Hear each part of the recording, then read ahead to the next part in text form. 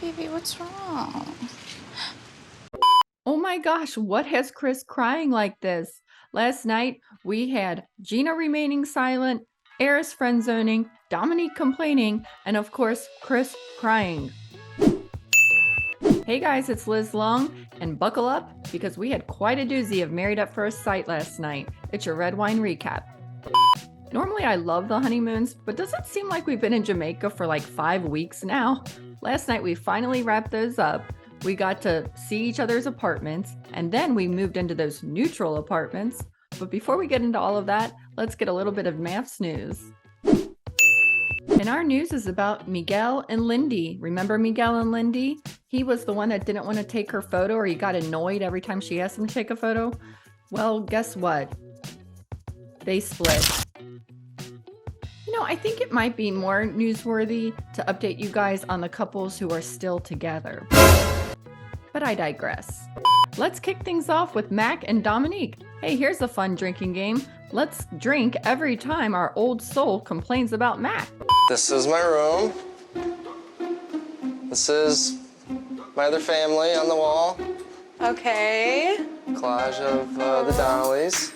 I guess I was expecting for there to be like some parts of Mac in the home, or at least in the area that he was staying in.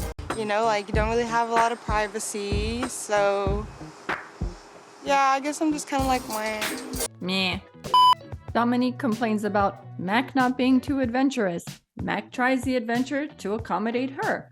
You're being too accommodating. Mac's like, that's just me. I am who I am, but I'm trying to make it work. I don't see any traces of you in this apartment. He's been there for 5 months and he was trying to make a wise decision by not, just buying something before signing up for Married at First Sight. Well, you're willing to marry a stranger spouse. Well, so are you, Dominique. Serenity now! I am so over Dominique right now. I mean, really, where is she an old soul? I'm not saying it. Are you guys saying it? I'm not saying it. Mac, I tell you what, why don't you just go ahead and enjoy that neutral free apartment for the next 6 weeks or so? We need some sort of redemption here. That can only mean one thing. Chris and Nicole. These guys are really living it up in Jamaica, just enjoying the good life, and what's that? Chris is crying? Baby, what's wrong? Was he disappointed that Nicole gave him a rating of 8.3? Is he still mad at the fact that that one girlfriend didn't hold his hand? I mean, surely somebody must have died, right, guys? What's wrong? Talk to me. They told me you can't have the dog replaced. Why not? It's a 2-dog restriction. Really? They've been with me through everything. I understand, and we're not gonna just abandon I can't just him. leave him at my place and then, just check on him every day. I can't do that. Okay. Listen to me. We're going to figure this out. I don't know the solution right now, but we will figure it out. A few moments later. So I just spoke to my dad. He said he would have no problem coming back to watch Charlie for a week, or if it came down to it. I can't say I would be totally comfortable, but I would be willing to let my dad take Charlie down to Florida for a little bit. I don't want to ask you that, though. If that's what it takes to make this work, I'm okay with that.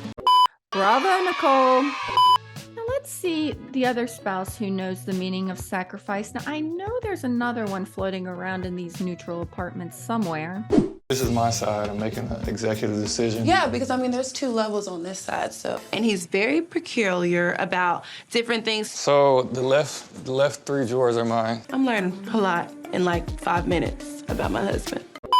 You know, I'm trying really hard here, Lifetime, to understand why you cast Eris for this show. I mean, we are 16 seasons in, and here you guys are casting a 39-year-old man who's never been in love, who's acting selfish, who has a monotone voice, who let's just count the ways. I mean, are you over it? I'm over it.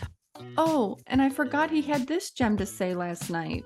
But I'm trying to take the approach of giving you grace because I feel like when it comes to our feelings, we're different. Right. Like, I feel like we both are here for the same reason. I just kind of wanted you to be aware of, like, where my head is, because, like, it's been kind of, like, stressing me out. I'm just like, dang. Because right now, I feel more of, like, a friendly vibe. And I was in an accident tomorrow. I have 100% confidence that, like, you'd be right there in the hospital bed. If I had to roll over, you had to wipe my ass. Oh, Eris, you're such a romantic. Speaking of ass, I mean, Jasmine doesn't have one, and apparently if she was Megan Thee Stallion, then, you know, I guess all would be well, even if Jasmine would wipe his ass. I mean, okay. I feel like she's ready to be a wife, but I'm not so sure he's ready to be a husband. You said it, Chris. Now let's get into the Spousey and Lousy Awards. And our first Spousey Award goes to Nicole. No shocker here. Nicole, again, exemplified what it means to be a stellar wife. And what was the one girl's name who said it's me or your dog, and then the guy ended up putting him in the dog kennel? Yeah, you know, she could learn a thing or two, I think, from our girl Nicole here. Next up, Mac. Mac is certainly being patient, isn't he? I mean, Dominque is wearing him down. He's not going off the handle or anything like that. He's just like, yep, I guess so. Something tells me he's kind of checked out a bit. And then finally, best spousey, Clint's tongue. Yes, Clint's tongue. Here's to your tongue, Clint, because I know you must be biting it pretty hard right now, and that can't be easy. I mean, we had Gina running her mouth as far as, oh, I'm the victim. He body shamed me. I'm the victim. And I'm not saying that's right. But Gina, you had everybody gathered around that table, and, you know, Clint gives his grand apology, and yet it could use a little improvement, but he gives his grand apology. And you never once said, oh, and by the way, I called him Carrot Top. I mean, you never once said that, Gina. I will say he immediately apologized. He was like, I wholeheartedly apologize. Like, I would never, ever want to hurt your feelings or make you feel bad. He was like, you're obviously a very attractive woman. Like, that's not at all what I meant. And so it really just boils down to being mindful of, like, verbiage. But for sure, when you're on the spot, we've all probably been there where we might say something and be like, oh, that's actually not What I meant. what I meant. Gina, you can tell everybody the full story. Oh, wait. And most lousy, Dominque. Dominque, you are not an old soul. Your mom signed you up for this thing, and you are just, you know, putting poor old Mac down left and right. It seems like you're trying to pull a new excuse out of your butt every way you can about why he sucks. Well, I'm sorry, but you're kind of sucking right now. Next, most lousy, Eris. The guy who has a permanent spot up on our board every week, Eris. You never disappoint me. Or actually, you do disappoint me, and that's why you're over here. Number 3, most lousy. Lifetime producers, or MAFS producers. They're dirty for 2 reasons this episode. First of all, they gave us the preview to make us think that Chris had just experienced a death in the family. It was the dogs. And speaking of which, the other reason why they're most lousy is because they knew what they were doing. They picked out apartments that had a 2-dog limit, knowing full well Nicole and Chris had 3 dogs between them.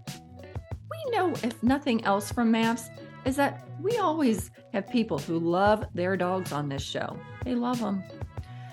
And that about does it, guys. So, you know, until next week, I guess this is now when we're settling into our neutral apartments and the real test begins. I feel like I'm already exhausted. Till next week, guys. Bye-bye.